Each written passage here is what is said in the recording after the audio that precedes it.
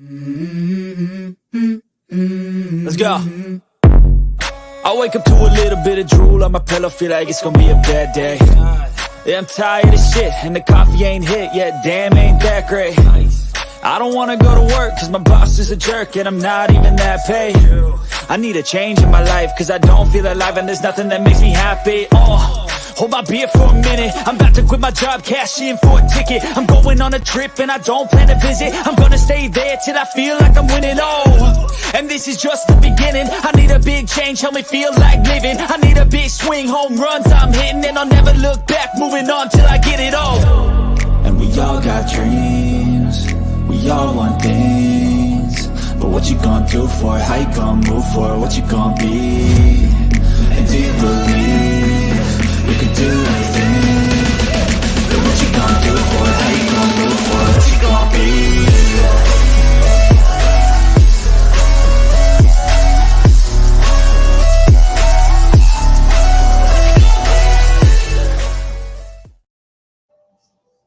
All right, what is up, everyone? Welcome to your Thursday night episode of Unscripted. We are now at currently, what episode we got?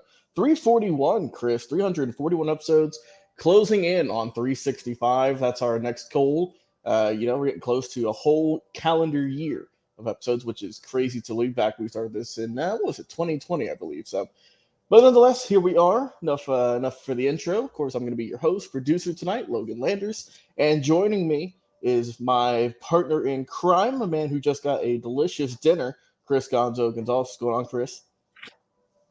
Hey, not a whole lot, Logan. How you doing, man? Doing well. Just getting ready to watch the Reds game and some of this NBA Finals game. Oh, man, you're not kidding. That game tips off here in about an hour, give or take, and it is going to be a good one. Of course, we're going to be talking about that as well as some other great topics tonight. But first, be sure if you enjoy our show and if you want to catch any other sports updates we might not talk about on the show just because we don't have the time, please follow us on social media. Of course, Twitter at Unscripted Guys, TikTok at Unscripted Sports, Facebook page, of course, Unscripted, and our YouTube channel, Unscripted Sports, as well. And of course, as you know, we go live Tuesdays, Thursdays, 7 o'clock, and Saturdays at 1. We already got a comment coming in, Billy Buzz Smith, loyal viewer, saying, "Hello, guys. Has Jay made it to Houston?"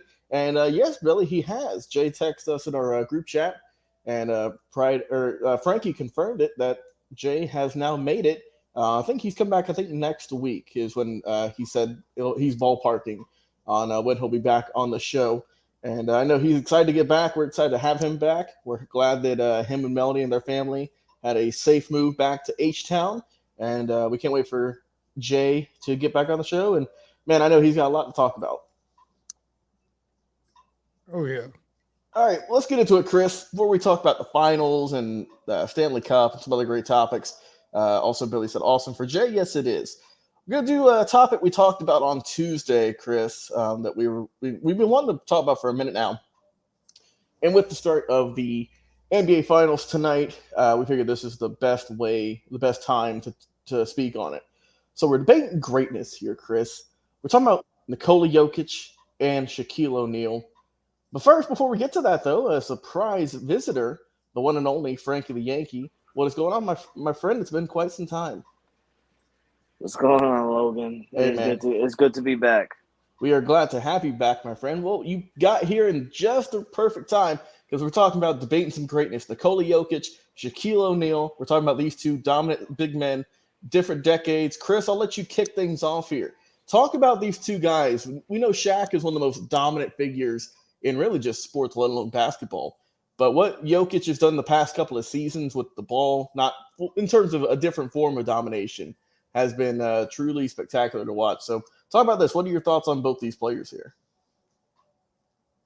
Well, of course, Shaq is probably the most dominant player I've ever watched. If you just talk about dominating, he didn't have maybe the best skill set, shooting the ball and everything, but he was just so big and athletic. He could dominate a game.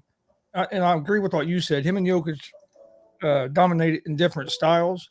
I don't think you could put Jokic up on Shaq's level yet. I mean, if he gets this championship and then can keep stacking some championships, I think then he could get maybe to that level. Shaq is the most dominant player I've watched. I remember when the Pacers made the NBA Finals back in 2000, and Shaq threw Rick Smits around like he was a damn rag doll. Yeah, much to Chris's dismay 23 years ago. Yeah. Oh man! All right, Frankie. We know you're a huge Lakers fan, so we know that you grew up watching Shaq, what he did with Kobe back in the day. But now that we got Jokic doing his thing past probably 3+ seasons, we'll say, kind of really going into that role of maybe the best center in the league current day. Talk about these two guys, man. What do you think about the greatness we saw from Shaq during his prime? We'll say from the Lakers going up to the Heat. We know after that he battled some injuries with Phoenix. And also Boston. And talk about, with Jokic throughout his, I think, coming up on 10-year career, give or take, how he's been able to get things rolling here. Well, I mean, Shaq has always been a dominant force. I mean, even when he got drafted to the Orlando Magic, That Magic too, yeah. he didn't win a championship with them, but he was dominant on the Magic, and then winning a championship with the Lakers, being dominant then, and then continuing on with the Miami Heat. And then that's when the downfall of his career ended up. Father Time hit him right after the Miami Heat's organization time. But I honestly I can't say that it's a debate between these two guys. You got two great centers doing great things in two different eras. Honestly, I mean, you got Jokic in this type of era, just dominating the paint, dominating as a center. I mean, this is a center who honestly can shoot an amazing three by just literally tossing it up in the air, and somehow, some way, it gets in the basket. Shaq never was able to make threes. I think he made one three his entire life as a basketball player. I say in his career of basketball in the NBA, that his life. So I mean, it's two different type of dominant forces in two different eras. I like both of them. But if I had to say which one was the greatest, I'm gonna have to stick with Shaquille O'Neal, just because he played in the tough times of the NBA, where they literally used to bully each other and beat each other up, and there was no fouls or anything like that. I mean, Shaquille O'Neal did a slam dunk and literally broke the glass. They had to change the glass because of him. Let's not forget that. Exactly. So I mean, Shaquille O'Neal is a dominant force to me. I think he's the greatest. But I'm not going to take away what Nikolai is doing in the NBA as well. I mean, this is a guy who literally just swept my team in the Western Conference Finals, and we tried everything we can to make sure this man couldn't do anything, and he still ends up with a triple double in every goddamn game. So he's a good ball player. Yeah, no, I mean, no doubt about that. And obviously, we see the differences in these two great players. Shaq was for sure a dominant post player. That's just how it was played during his era. Jokic, I mean, he could do some post up moves if you need him to, but he's mostly known as a guy to kind of be at the top of the key, maybe right around the free throw line, make some mid range shots and some just, I mean, some shots that are just insane that he makes. I mean, Frankie, against the Lakers, he made probably about 5+ shots in that series that had no reason going in, where he was doing like some step back maneuver. It wasn't the smoothest thing in the world, but yeah, it was crazy. Nonetheless, it went in. It's like a throw up in the air. Anything happens, and it's like when I have my wife sitting next to me, and we seeing him do crazy 3-point shots, and like it just goes in, and she makes it sound like, oh my god, like are you kidding? Yeah.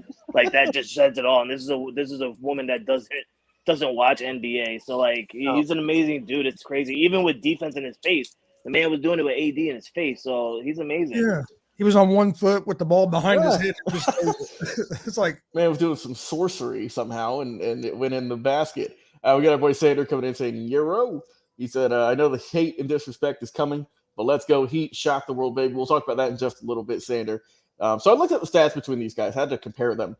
So obviously we know with Shaq being retired, he's played more games. But other than that, let's look at points per game, rebounds, assists, all the major statistical categories. So points per game, Shaq has the slight advantage. Shaq averaged 23.7.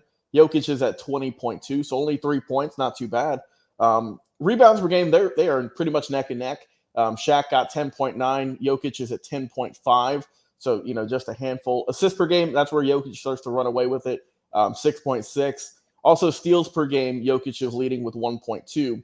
But I think another category that people kind of maybe forget about is Shaq was tremendous on defense. He averaged 2.3 blocks a game for his entire career.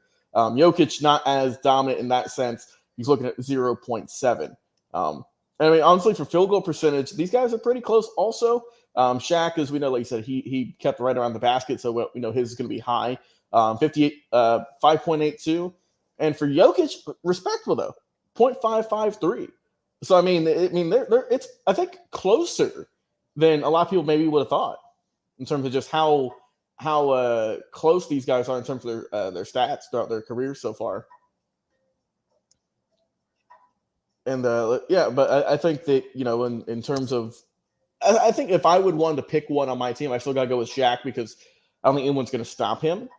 But Jokic is definitely making a really strong case for just, I would say, the best all-around player, right, in terms of the NBA right now, in terms of points, assists, rebounds. His passing's tremendous. He can get you points when he needs you to. He can make the big shots. He's coming up clutch. And now we can see what he can do in the biggest stage that he's ever been on. The NBA Finals coming up here in about an hour. So we will see how it will go. But let's keep it moving, fellas. Might as well move on to our next topic here. NFL rule changes. As we know, the NFL is always trying to get new viewers and change things up here in recent years with them playing a lot more games overseas. But we're going over some new rules here. So, Frankie, we'll let you kick things off. No pun intended. With these let Chris go. Let Chris go first. Sorry. Okay, you're all good, man. Chris, like Frankie said, we'll let you go first. What are your thoughts on the new NFL rule changes? There's the kickoff rule that they have with the fair catch, which is kind of iffy for me. But what are your thoughts on some of that? Oh, yeah, I don't like the new kickoff rule. I mean, hell, you might as well just take the kickoff out. With the way they're going, they might as well just take the kickoff out of the game and put the ball at the 25-yard line every time. Yeah.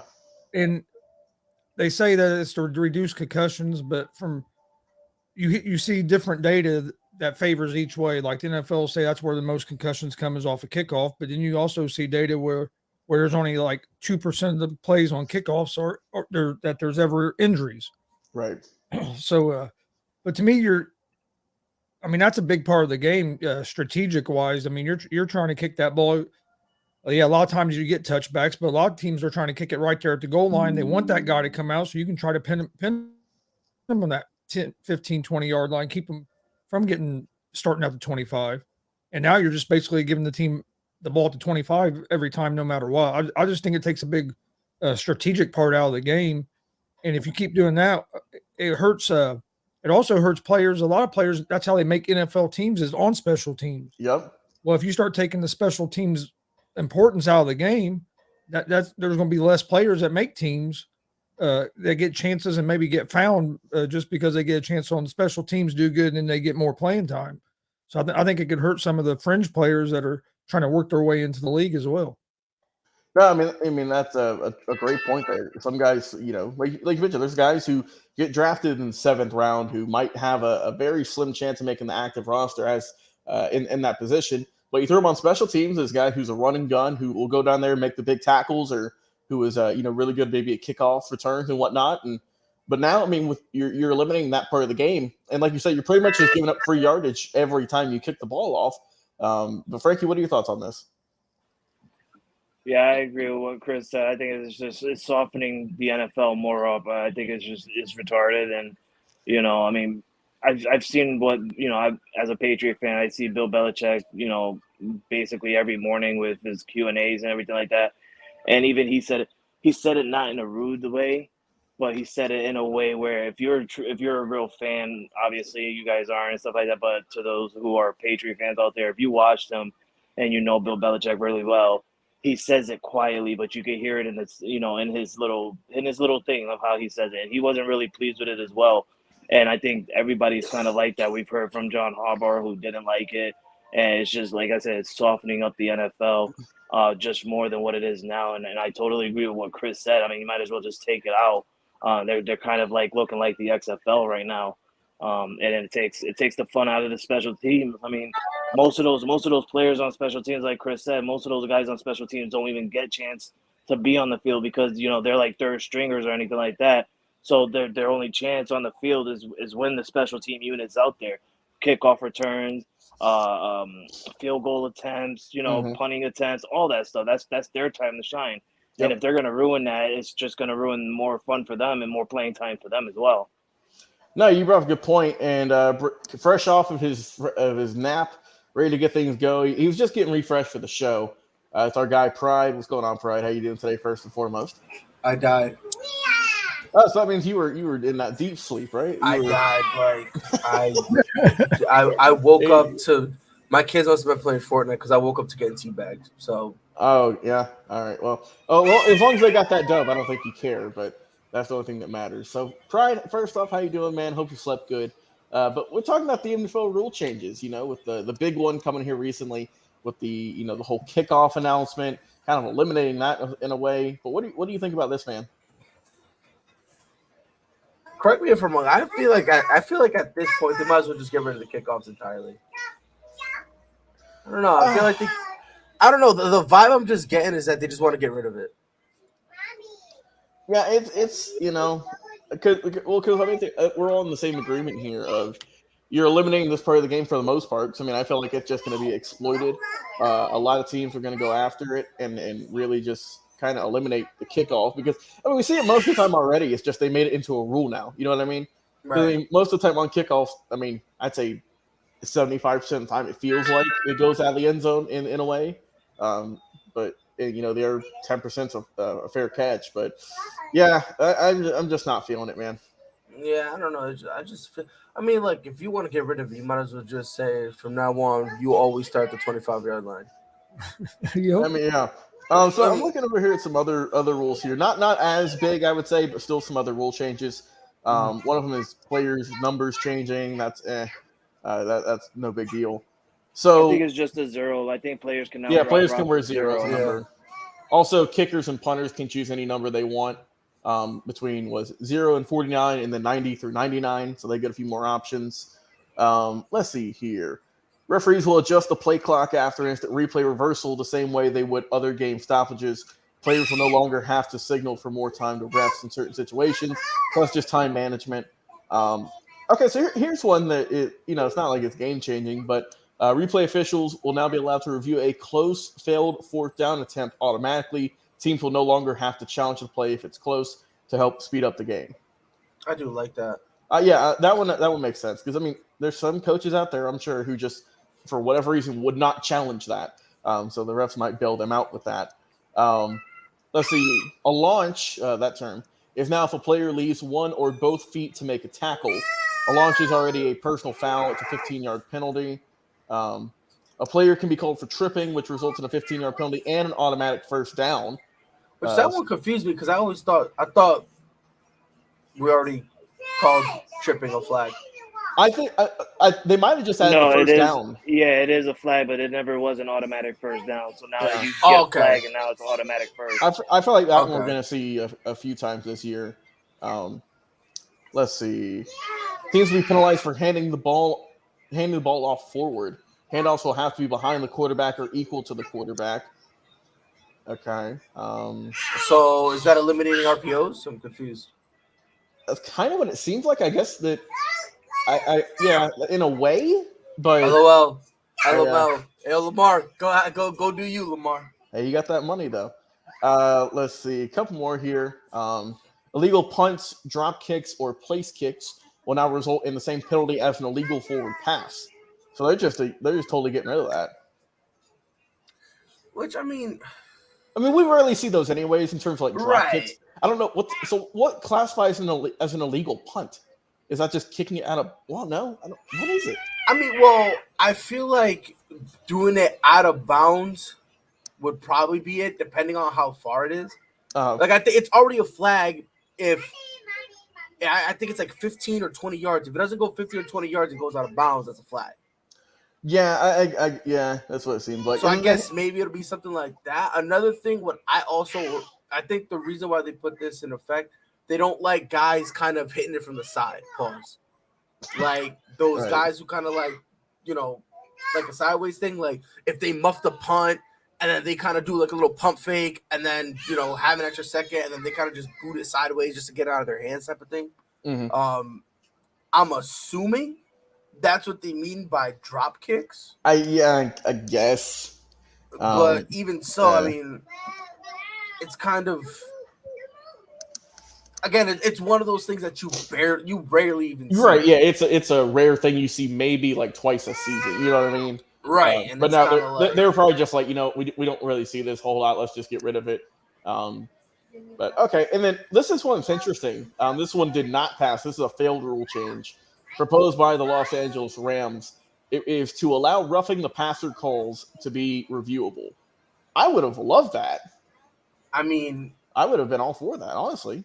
I mean, it's how many times kind the past like 2 or 3 seasons have we seen some really bad calls on roughing the passer? I just think it's apropos. It's hilarious that the Rams were the ones who put that forward. Yep. When it had this rule been in effect, they would have made the Super Bowl that year when they played the Saints.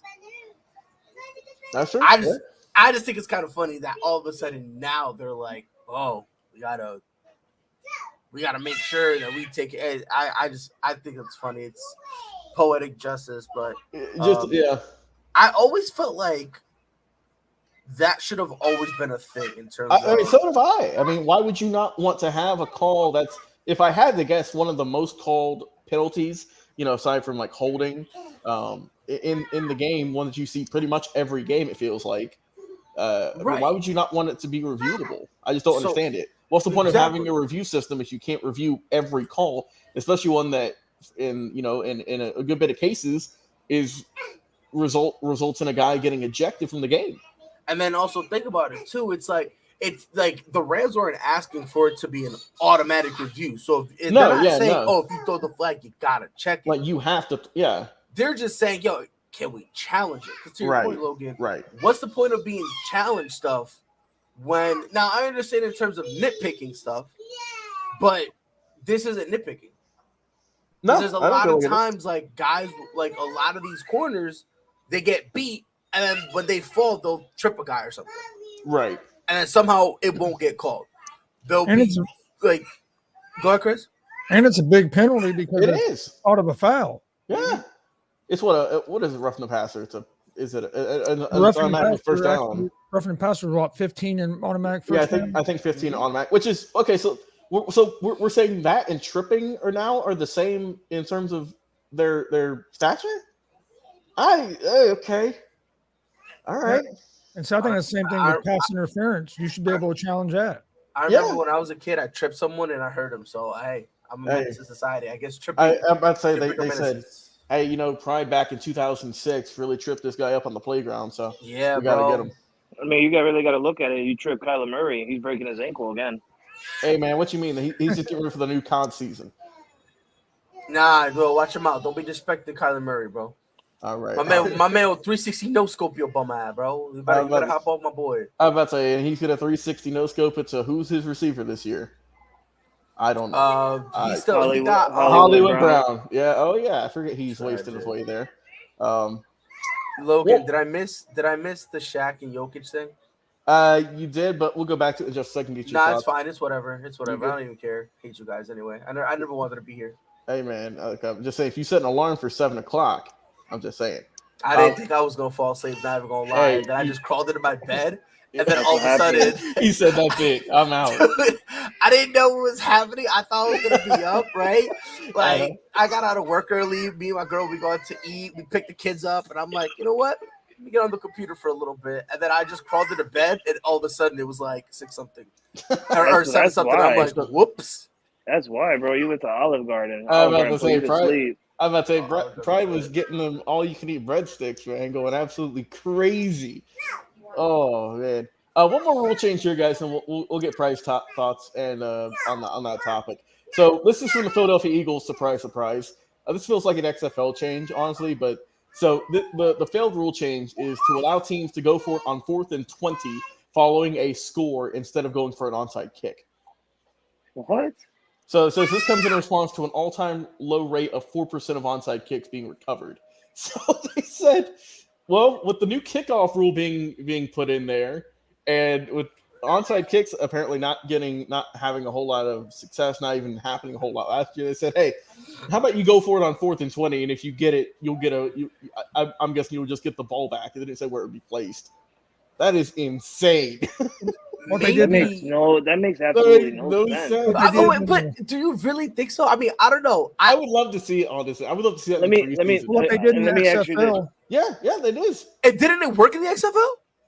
Yeah, it It worked pretty did, good in it the That's did. what I'm XFL. saying. I always feel like, and maybe Frankie, you may be looking at it differently. I feel like you have a better chance of doing a 4th and 20 than the whole. I don't know. Me personally, I just feel like with the personnel, field positioning, all that, I feel like the odds are a little better for 4th and 20. And the Let me- XFL, you did it at the 25, and if you didn't get it, the other team got the ball at the 25. Interesting. So it's a real, Yeah, it's a your real own risk. 25. Hold on. Go ahead, Frankie. About to kill us. Go ahead. Because I'm like, it's like confusing the hell out of me right now. Okay. And it's not because I'm smoking. It's because it's really confusing the hell out of me. So instead of doing an onside kick, you have the opportunity to go 4th and 20. Correct. And if you get after it, a touchdown, or this is after a score. So after assuming that means- okay, yeah. So okay, assuming that means a so- field goal also. if you get it, they put the ball in your 25-yard line or the opponent's 25-yard line. The No, website on I'm looking your at doesn't say, 25-yard line. but from what Chris is saying, It's on for your the XFL 25-yard line. And if you get it, you just keep your drive keeps going from there. If you miss it, the other team gets the ball on your Dude, that is 25-yard line, already in insane. position to score. So it's That's like insane. I love it, You really gotta like. That's crazy. If you go for it, you gotta be stupidly confident that you can get that first. I'm going old school. I'm gonna be the quarterback. I'm saying hike and I'm kicking it through the goalpost.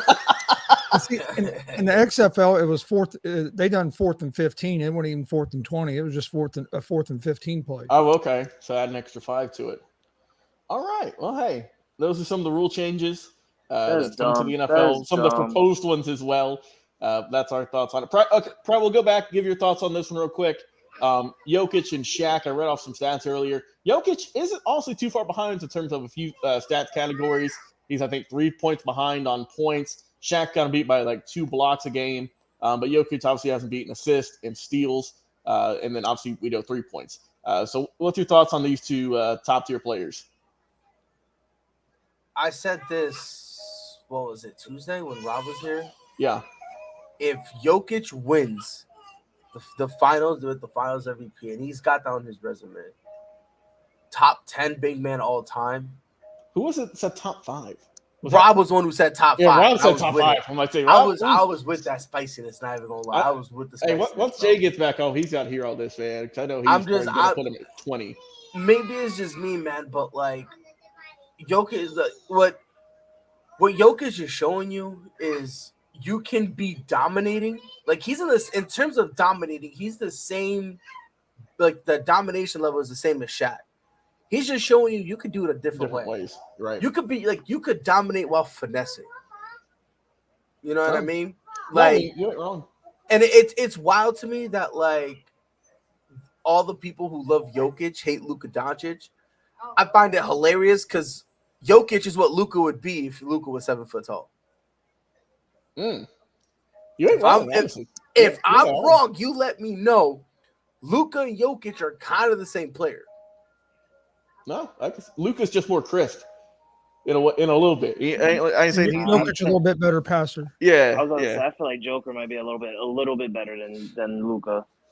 Well, I mean, no, I mean, if you want to argue like who's better doing this, who's better doing not that, too much. I just no. I It's think not like like a slight shoulders, but yeah, I but I'm like just it's a saying, I slight still bit. feel like the archetype they're the same.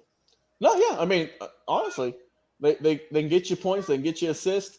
Obviously Jokic is going to get a couple more rebounds, I think, but I know Doncic ain't super far behind him, sure, because we know he does everything he can to help the Mavericks. Obviously, didn't work this season. And most importantly, they're both unathletic as you know what. Oh yeah, no, I mean these guys, you could see them play at your local YMCA. I mean, just in terms of how they look.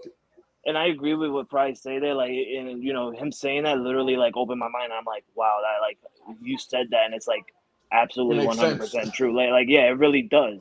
And I feel like the one thing that takes it away is where they're playing. Look at Luka over there in Dallas, and look at Joker right now in Denver.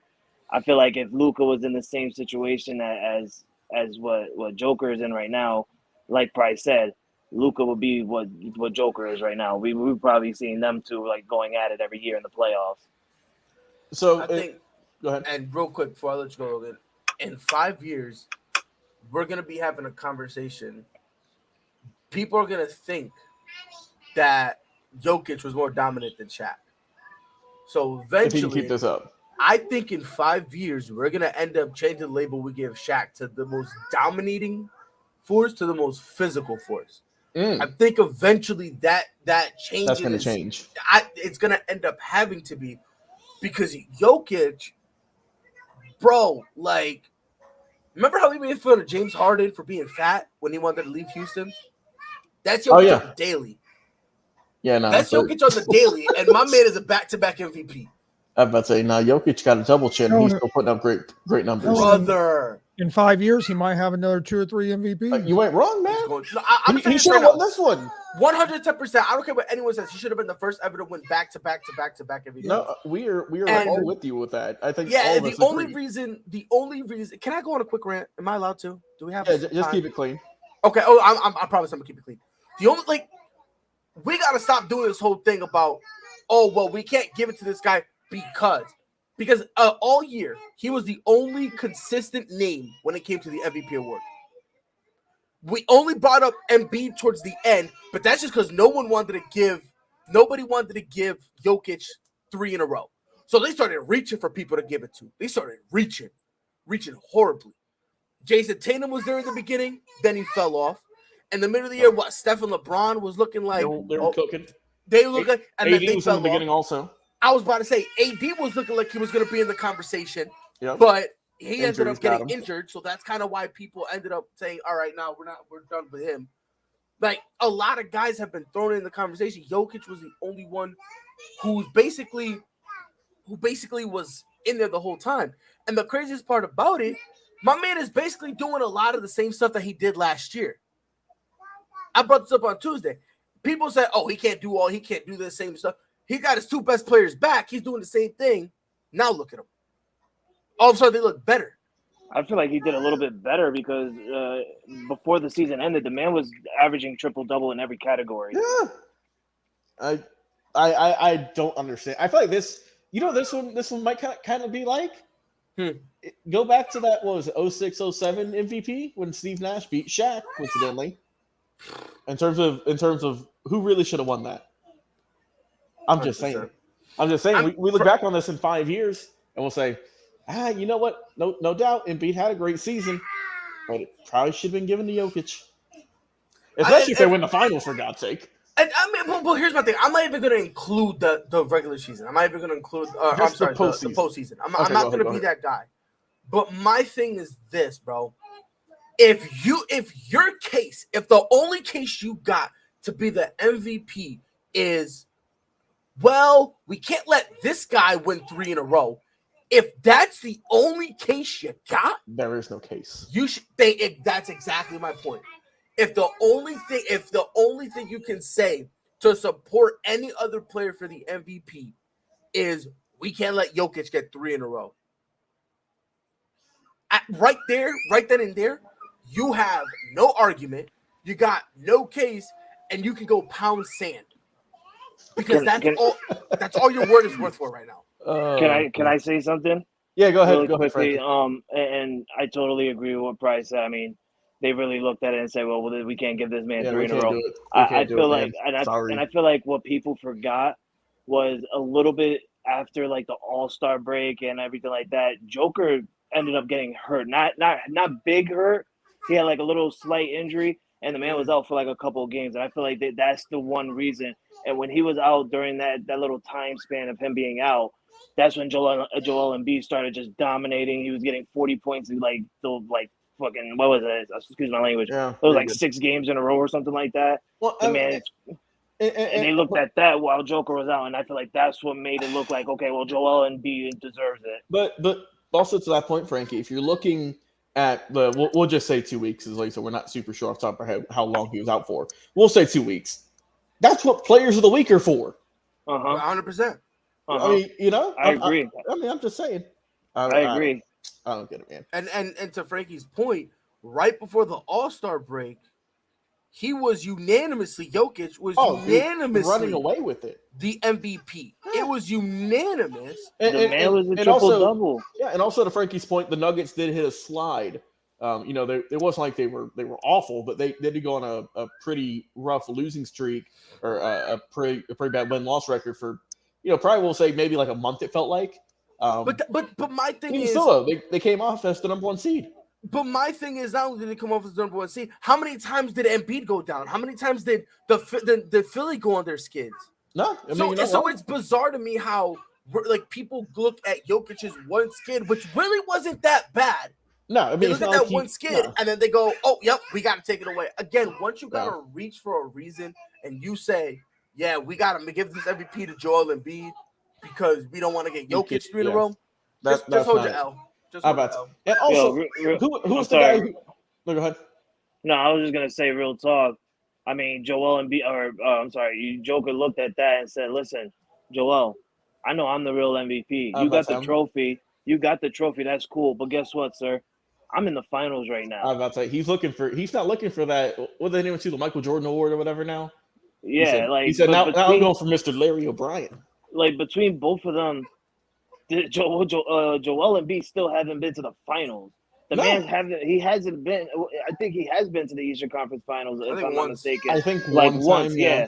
I think that's when Boston knocked him out. I think Pride, right? So he's been. Actually, hold on. I think that was it, right? It was Boston that knocked him out. No. I think it was Toronto. You're right. Oh yeah, the Kawhi Leonard shot. Back when Jimmy Butler and all them were on the team. That was a good team, though. I feel like that team, man. That was a good team they had. But once again, man, Philly comes up short in the postseason. Hold on real quick. Look, I just had to look it up because it was the Kawhi Leonard shot, bro, at the corner spot. I would say probably one of the best game winners in basketball history, man. Because it felt like time stood still. I don't know. I don't know about that one. I mean, I don't know. I mean, game six, Boston Celtics just passed, man. That was a good one. It was. So I just looked it up. Okay. It says the last time that the 76ers have been to the Eastern Conference Finals. Uh-huh. I don't know if this site is legitimate. I don't know if it's true. But it's that last time it was 2001. Oh, really? I think that was the year that AI took them to the. Yeah, that was AI when they got smacked. Hold on here, Skip. That does not sound right. So I was the game with the Raptors in the semifinals then? I'll tell you right now. What? Yes, it was. It was. What a poverty franchise! Wow. I was right. I was right in the beginning. He's never been. He's never been to the Eastern Conference Finals. Okay. Oh. Perfect. Oh, Perfect. brother, this guy stinks. Oh God. Perfect. So Joker's already got so much advantage over this guy. Oh, dude, brother, they need to fart in a plastic bag and smell it. Oh my God, this is what you trust the process for? Who did Toronto play in the Eastern Conference Finals that year? Was it who the hell did they play? Hold on, give me a second here. No, I'm looking up right now. Hold on. Milwaukee. Bunch of bums. They faced off against Giannis. Wow. Would you look at that? Well, see, this is what we do on the show here. We do some digging. See, so by the way, Ben Simmons was right to quit on this team. Hey man, that was the last time Ben Simmons was relevant. What do you mean? Well, sorry, let me rephrase that. Back in 20. Not only Ben Simmons, when Atlanta. Nah. Ben Simmons so revolutionary. He's relevant while not playing. What a Chad. Jimmy Butler saw this before it even happened. Sure he did. Hey, and sure he did. You brought it Meanwhile, up. he was begging. He was begging Philly to pay him. I'm going to put this in our clips so we can use it a lot more often. But Pride had to be yes, brother. Oh, brother, this guy stinks. That's your MVP. Holy guacamole, that's your MVP. Oh, all right, fellas, let's get back on topic here. My bad. That's on me. That's always a great segue, honestly. So back to Jokic. Yep, we got Jokic, Jimmy Butler, 2 stars going at it in the NBA Finals. Game 1 tonight in a little less than 25, 30 minutes. Who we got winning game 1? Pride, we'll let you kick things off, my friend. You got Denver. Miami? You got Jokic. Denver. Okay. This is the easiest question. How many points you got him by? I think they're like 9 I'm points. gonna say Jokic shows mercy and beats them by 20. I think Jokic shows some type of mercy. 20. Okay. So, Frankie, do you think it's gonna be by 20? I'm assuming you have the Nuggets winning game 1. Man, listen, I applaud and I appreciate what we've been seeing out of the Miami Heat. Yes, they're the first play-in team to ever reach the finals, the second AC team to reach the finals. Last team we seen was the 1999 Knicks. Man, I'm gonna be real with you. I'm going with Denver. That's fair. I have to go with Denver. You know, these guys are absolutely stud. Plus they are well rested. I mean, they haven't played in 2 weeks. Yeah, they haven't played in like a week and a half. Honestly, like these guys are insane, and they're home. Home. So I mean, the fans are going to be hyped. This is their first ever finals appearance in their franchise history. Over 46 years. 46 years. That is insane. And they're undefeated in the playoffs at home. I would not be surprised if the Nuggets go insane and, like Price said, win by 20 or probably even more.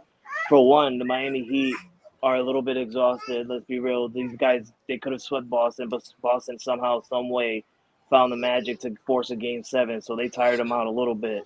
Now they had to travel. They had to travel from Boston back to Miami, from Miami to Denver. So that's they went straight to Denver. That's insane. So the last time the Nuggets played was on May 22nd when they beat the Lakers by 2 points. So that's what, a week and like 2 or 3 days.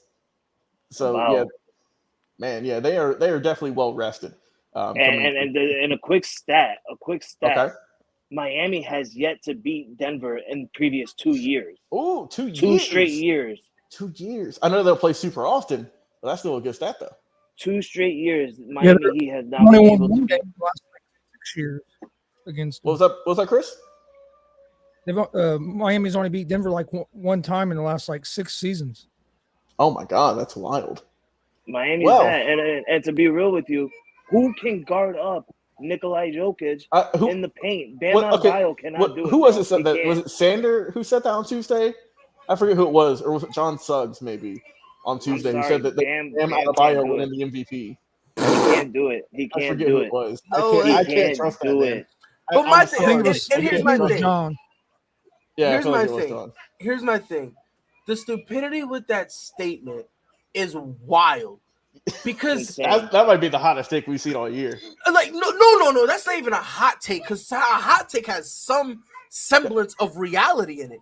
That's is by far the dumbest thing you can say, because to pretend that he could do that stats up.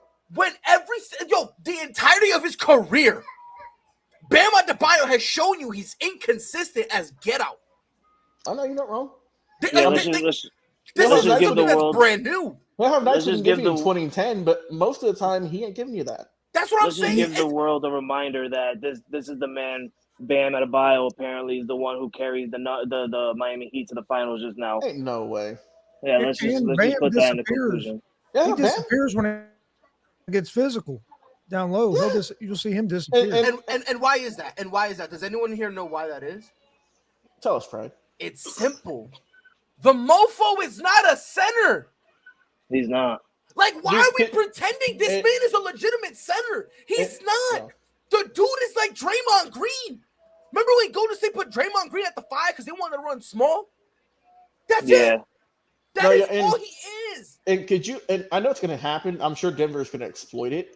But I don't want to see Bam Adebayo on the perimeter guarding Jokic, because you know that's what they're going to go for.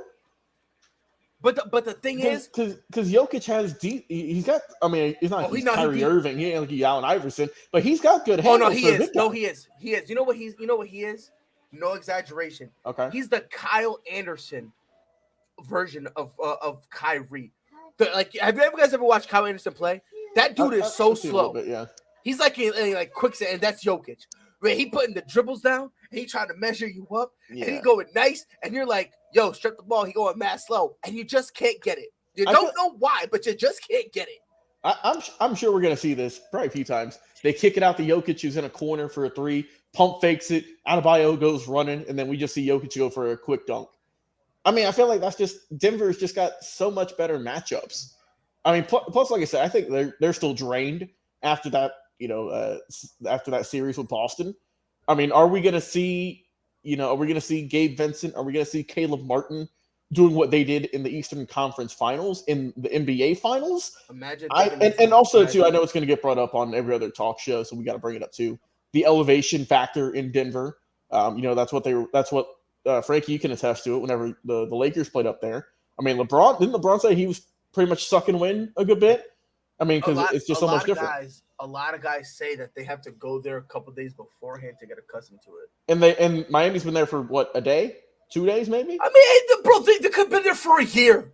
They're gonna get smacked. It's like, what are we doing here? I'm just saying, Chris. Like, people try to pretend this is gonna be competitive. Listen, the Denver Nuggets gonna spot them a game because Denver wants to win it at home. I see. Chris, what's your thoughts on Game 1, my friend? Oh, I think Denver wins it. You think they win by 20 like Price? I think they're like last I looked was like 9-point favorites. Matter of fact, you know what? Nah, not Logan. You keep talking. 25. Oh. Keep talking, Logan. I'm gonna say by 10 to 15. They're 15. They're 8-0 at home. Plus, they've been winning by an average of 12 points during the playoffs at home. And plus, I feel like what we haven't brought up yet, it's not just Jokic who's been doing work this year. Jamal Murray has been a tremendous player for Denver in the playoffs. He has been on fire. And if you can get both those guys along with Porter, maybe a couple others on the bench, I mean, there's a reason Denver's been looking so dominant this year. Yeah, Porter does not pass the ball for nothing, though. I'm not. Hey, I mean, that bitch don't pass the ball worth a lick. Hey, you throw him the ball, he's shooting. Yeah, every time. He don't care. I think it said Chipotle is giving away like a free burrito for every 3-pointer made or something like that. Brother.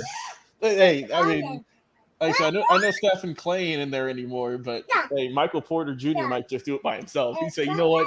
All y'all getting some chicken burritos this week. He's like, dinner on me. What up? Oh, yeah, he said, dinner on me. Oh, man. Yeah, but yeah, just to go off of what y'all were saying, I got Denver winning Game 1. Give me Denver by 13. It's good. I'll go in the middle of Chris. I think Jokic just has a good night. Murray's also going to have a good night. I just think Miami needs time to recover, honestly, because they ain't had that yet. So I think Miami probably come out flat in Game 1, and then they'll come out a little more competitive in Game 2. Give them a time skip, bro, and they say they don't have enough time. Final topic here, fellas. Stanley Cup. Game 1 is taking place on, I believe, Saturday between the Vegas Golden Knights, our boy Tony Gonzalez, his unofficial team, and then the Florida Panthers with our guy Rob Streit, who's not on the show today. His team going at 8 o'clock on TNT on Saturday night. Game uno. Who we got winning this one, boys? You got Vegas or you got Florida? I'll start with Frankie. Who do you got winning this one in the NHL? I got. Is this like the whole thing or just Game 1? Just Game 1. We're just gonna do game by game. Oh, I got Florida Panthers winning Game 1. Going on the road and getting the win. Yeah, yeah. These guys are just too dominant. I mean, let's be real. They eliminated my Boston Bruins in 7. You know, the hottest team in hockey. Then they went on to dominate the Toronto Maple Leafs, who were like literally the second favorites to make it. Then they went and they beat your team. Yeah, they beat your team in the Eastern. So I mean, this team is red hot. They're insane. They got a nice coach who's been in the league for a long time. They got a solid defense, and they got a great goalkeeper over there in Florida. Bobrovsky's been red hot. Not to take anything away from Vegas. Vegas is also a hot team. I mean, they're here for a reason. This is their second time in like 6 years that they're in the Stanley Cup. I mean, this is a hot team. I just feel like Florida is just a little bit more hotter defensively. And I feel like, and they're good on the power play. We all know how Vegas is on the power play. They're not good on the power play. So I feel like if Vegas or Florida wins Game 1. All right. Pride, your thoughts on Game 1 of the Stanley Cup? I'm gonna go Vegas. Okay. I think they win Game 1. I think it's really gonna come between a very well balanced offense, because if in my opinion, I think Vegas has the most well balanced playoff. The most well-balanced offense in all the playoffs. Like, at least 7 players with him got 11 or more points. Looking at a team where, like, you got guys with 18, 15, 14, 11. So it's like you got guys in essence. You don't have to rely on 1 or 2 or 3 guys. You can rely on guys who either are in who can start or just come on the ice off the bench and they can still give you something. That being said, I do think it's going to be a little difficult for them a little bit. I do think they'll get some nice clean shots, which is why I do think at the end they'll win. But Bobrovsky, the goalie for the Panthers, this mofo bump trying to win the games. This man is on verge of being the playoff MVP. If the Panthers win, this man is the MVP. I don't care what anybody says. Fight me, at me, spit on me, lick me, suck my toes. Doesn't matter. Yo, like, I'll do something. I'll do something to you, bro. Take I don't care, chat, bro. fellas. I'll fight everybody if the Panthers win, as long as Bobrovsky doesn't sell. Because with my luck, he's not going to sell and be the worst goalie in the history of the NHL. So I probably should just shut my mouth. I should not have said that. So Frankie, John Suggs getting you a little bit here. He said Vegas going to be up 2-0, but your non-watching hockey self, they've been off. Sure, Florida for the hot goalie, but bet it goes 6 games. Damn. Also, power play. Compare the stats. They basically the same. Stop drinking. Damn. Go ahead, John. Frankie, hold on. Frankie, your rebuttal. Yeah, Frankie. Yeah, you got to give your thoughts on this one, man. You can't let them do you like that. This is our show, John. Hold on. Is he talking stats on regular season? Because last time I checked, regular season and playoffs are 2 different things. And if you so-called Mr. I watch hockey all the time, if you were to know, Florida has a better stat than the Vegas Golden Knights do in the postseason already. Yeah. Yes, sir. Thank you. So you want to go ahead and say Vegas in 6 or this game goes 6? That's totally fine. You can have your theory. If you think Vegas is going to come up and be 2-0 after these 2 games at home, then you need to stop drinking, sir, because clearly you haven't been seeing what the Florida Panthers have been doing in this postseason, which is, by the way, let me remind you, different from regular season. Yeah. Hold on. John with a rebuttal. Logan, I got it here. During the season, look up stats during playoffs. Wait, during the season. No. I think what he's saying. He also said, clearly you need to stop drinking because you said Celtics. Yo, John is coming up now. John, if I'm wrong, let me know. When he said during I think he means that you were referring to the regular season. He's saying in the playoffs, they look like a completely different team. I believe that's what he's saying. If I'm wrong, shoot me. If you're wrong, John. Yeah. Did I not just say that? No, he did. Did I not say that? Did I not say that the Florida Panthers are a different team in the playoffs? Frankie did I not just say that? I think he's talking about the stats. Hold on. He's talking about. I think he's referring to the power play stats. He said power play stats during the regular season or during the playoffs? Because last time I knew, and Chris Gonzo can back me up on this because he's the son of a Vegas Golden Knight fan, and he knows very well as well. He's a son of a plumber. He knows very well. What's funny about that? I'm actually a plumber. Oh my God! Hold on. Trash in the power play. Father of the plumber. Yeah. I will say this. Look, he said, I'm not gonna sit here. Oh, hold on, Frank. I love starting to stop you a joke. It's Vegas in 5-6. He's a Hurricanes fan. Oh, that's why he's a Hurricanes fan. Yeah, I will say this though. He can't take the upset. I will say this though. I do think it's Golden Knights. No, exactly. I do think in 5. He said Tony Gonzalez, Vegas Knights will win it all. I think so too. I really do. You guys are insane. You guys are insane. I could be insane. Listen. This is just game one. This is just game one here. You listen. You can have your thoughts. You can have your theories. You can pick the Golden Knights in 5. You can pick them in 6. That's totally fine. But look at the difference. Florida Panthers were an 8 seed team in this postseason, and they had the lowest points to get into the playoffs. Lowest points. They faced 3 tough-ass teams. The Bruins, who set a franchise a hockey record in points and wins. Then they beat the hot Toronto Maple Leafs, who thought that if the Bruins weren't going to make it, they were going to make it. They beat them 4-1. Then they went off to beat the second seed overall in hockey of the Carolina Hurricanes. They beat them in 5 as well. Yeah. You have the Vegas Golden Knights who swept by in the first. Who did they round, beat? totally.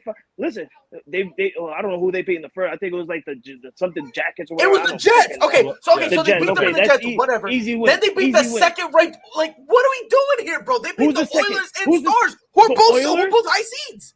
What are we doing here? They're both high seeds.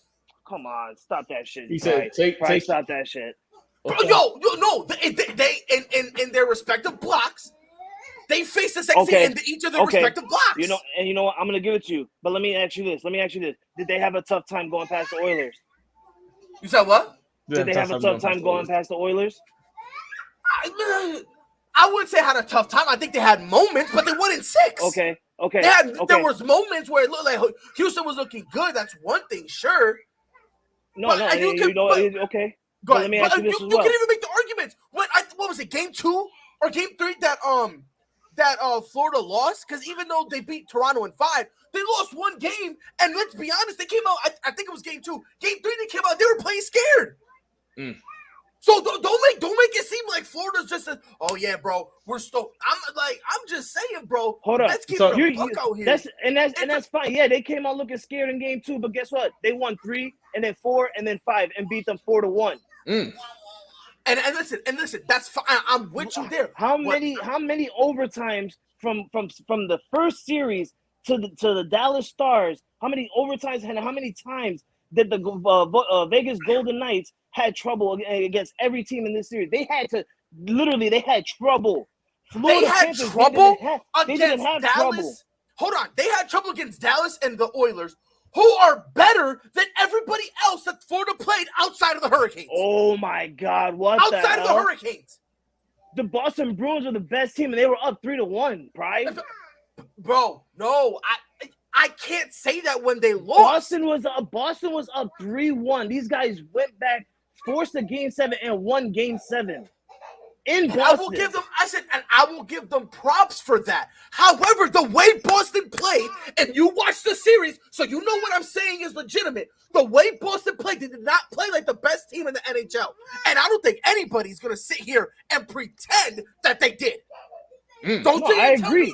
I agree.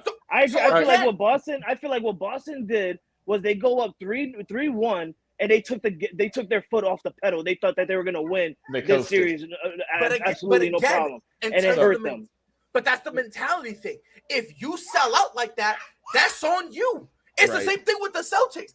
They thought they were coming back. So hold on. So John said, hush your mouth, Dallas is one of the best offensive teams. Right. Yes, I said, look up the Hurricanes power play stats or penalty time off. So, let's put a bow on this one here so we can get Chris's thoughts. Man, always killing my shine. All right, man. We just got look, finals will start in like 10 minutes. We got to get out of here. Chris, give me your thoughts on Stanley Cup Game 1, my friend. It's been a while since I had to deal with 2 other people. It has. Wow, give me filthy. And we missed you, Frankie. Go ahead, Chris. I have Vegas winning Game 1. I think it's going to be a good game, but I like Vegas's depth. They can go from line to line and still have guys that can score. To me, this series is going to come down for Florida is going to be their goalkeeper. If he can keep playing that goal, he can keep playing like he's been playing, kind of like Pride said. He's been their MVP. He's been hard to score on. And but I think Vegas is going to be able to score enough goals. But I actually picked Vegas to win in 6 for the whole series. But I have Vegas winning Game 1 at home. All right, so John, he asked real quick for the stats with the Hurricanes and the power play. Let me see here. I'm just doing a quick search. And why you do that? I just want to go out and say. So this is just the postseason, John. This is I'm not doing regular season. This is postseason. And I just want to put on record that I'm not saying that the Vegas Golden Knights are not going to win the Stanley Cup. I did not say that. This was Game 1. Yeah, we're doing Game 1 here. I said Game 1, Florida can win it. All right, I'm not saying that Vegas can, not win the whole thing. Florida looks good. Vegas can absolutely win the whole thing. But for Game 1, I'm picking Florida. Let's be real. This team, they're just like the Denver Nuggets. They had a long rested wait. So the power play stats for Carolina in postseason, Power play goals, they had 9. Power play attempts, they had 16. So slightly over 50%. So there you go, John. That's your stats. Wait, that was Vegas? That was Vegas? No, No. that was That's Carolina. Oh, Carolina. Yeah, that's what he wanted to know for the postseason. So there you go. That was the postseason stats for Carolina. John, we appreciate it as always. For me, I'm gonna go with I'm gonna Florida getting game 1. I think, like Frankie said, they're a super hot team. So I got them going game 1. But like I said, game 1, I thought this was gonna be a good series though, nonetheless. But like I said, game 1 tomorrow night, 8:00. Check it out. And of course, in about 8 minutes. First, we got tip-off with the NBA Finals, Nuggets and Heat in Denver, Jokic, Butler. Oh my, it's going to be such a good time. My cast and crew, thank you so much for coming out tonight, fellas. Did we pick our thoughts on who we're going to win game 1? For who? For the NBA Finals? I didn't know if you might have came in late. Yeah. Oh, I probably wasn't paying attention. My bad. So irresponsible. All right, real quick. Who you got game 1? Real quick. Me? Yeah. Oh man, I got I got Denver Nuggets in 1. Yeah, I got Denver. I now remember. I agreed with guys. I smoke too much. I remember now. I remember now. I agreed with Pride, and I said Denver's gonna win it by 20. You're right. I remember now. All right. Final thoughts. Anything else you want to get off your chest before we get out of here? I just want to say one thing, man. All right. John's got Heat in 6. Imagine you live in a world where the most unselfish man in the history of a sport can lead the all-time league in the most selfish stat. I said this Tuesday. I'll say it again. LeBron shared his mother with a teammate, and he's your all-time leader. What a time to be alive. What a time indeed, brother. Yeah, no, wrong one. Yeah, because I said what I said, and I meant it. Sorry, Bron. I love you, but yeah. Frankie, your thoughts on that or whatever else? Hey, Pride says whatever he wants about you're not LeBron. wrong. That's his favorite player in the entire world of the NBA world. He got every right to say what he wants. I'm not a huge LeBron James fan. I only like LeBron James because I share a birthday with the man. That's my birthday twin. Yeah, that's my birthday twin. Only 8-year gap. But that's my birthday twin right there. So you're 8 years younger than LeBron? Bro, you don't shut up. So hey, I know Frankie's got the better hairline though. I don't know I about dead all ass do. Listen, I'm losing in the front. This man losing in the crown part. Let's be real now. Let's look at the real winner here. He's got the John Cena going on, just not the white boy hair with it. Hey, when I saw John Cena with that giant ball spot at WrestleMania, man, it made me sad. That made me so sad. Yo, honestly, when I saw that, it made me realize, I'm old. I'm old now. Yes, like I was like, dog. That's what, bro. Just go back to the buzz cut you had for 15 years. Just go back to that. Yeah, bro. It ain't gonna look as good, but it looked better, I think, than that giant sun you got in the back of your head. For my final thoughts, I hope tonight is gonna be a good game for game 1 in the NBA Finals. Yep. I hope Nuggets get the win. I wouldn't be surprised if Miami gets the win, but Nuggets is definitely gonna just smoke them. Probably. What a sellout! He said they're gonna roll them up. Nuggets are literally probably gonna smoke them probably. Hey, Chris, what you got for your final thoughts, my friend?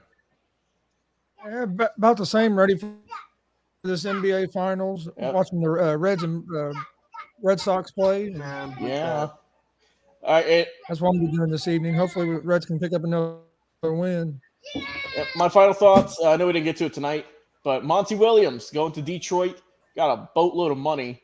Good luck out there, my friend. You are definitely going to need it. Shoot, they didn't pay him enough for freaking the biggest. They paid him enough to be the biggest contract in NBA history for a coach.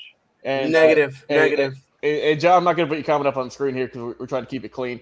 I said Heat 99-91, game 1. Bam is going to mess the Joker up. Well, then he's sticking to it. Oh my God! Hey, he's sticking to it, fellas. All right, we're going to get out of here. The game starts in about 3-4 minutes. So, once again, thank you all for tuning in tonight. Once again, someone doesn't want us to leave. Well, Logan, I'm just gonna say really quickly. We're not live Saturday. We're coming back live Tuesday. We're coming back live Tuesday, so we're probably gonna see 2 games of this finals, 3 games, like that, probably. John Suggs, if Joker goes off on ban for the next 2 games or 3, but the Get next ready time for we Tuesday. come on, you better. I swear to God, I better see an apology. Like, Oh my God. like Frankie said, we're gonna be off on Saturday. I don't know if we're gonna get Jay back next Tuesday or Thursday, but I think he is coming back sometime next week. We'll be sure to let y'all know. Once again, Frankie, Chris, Pride, thank you all so much for coming on, talking about some sports knowledge as always. I've been your host, producer tonight, Logan Landers. Once again, check us out. Going to be off on Saturday. Check us out next Tuesday. And, of course, on all of our social media platforms. We'll give them to you one more time here.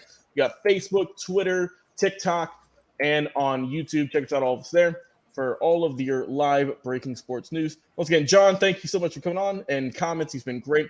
He said, I won't be a Freddie and a Laker fan. Ouch. Let's get John. Imagine being a Lakers fan. Oof. John, what a world we live in. As our friend Jay says, what a time to be alive. Once again, we'll see you on Tuesday, everyone. For all the cast crew of Unscripted here, we thank you, and we will see you then.